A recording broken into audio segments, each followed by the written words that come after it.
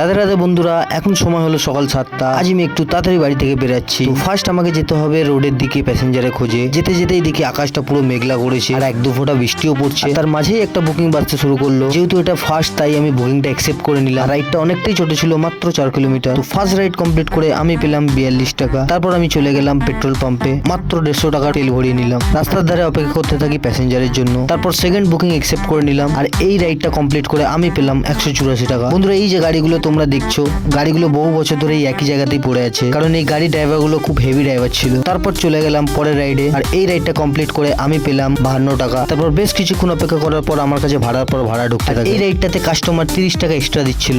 এই সুযোগ হাতছাড়া করার কোনো প্রশ্নই ওঠে না। আর এই রাইডটা কমপ্লিট করে আমি পেলাম 83 টাকা। তারপর অনেকগুলো রাইড কমপ্লিট করার পর আমি চলে গেলাম চায়ের দোকানে। ওয়েদারও গরম আর চাও গরম, গরমে গরমে গরম খায়, তাই আমি এক কাপ চা খেয়ে নিলাম। আর আমি একা ছিলাম না, আমার পাশে আমার ভাইও ছিল। তো বন্ধুরা, আজ প্রায় 6 ঘন্টা র্যাপিডো চালিয়ে আমি কত টাকা ইনকাম করেছি তোমরা আমাকে কমেন্টে জানিও। বন্ধুরা, আমার ভিডিও যদি তোমাদের ভালো লাগে, লাইক ফলো সাবস্ক্রাইব অবশ্যই করে দেবে।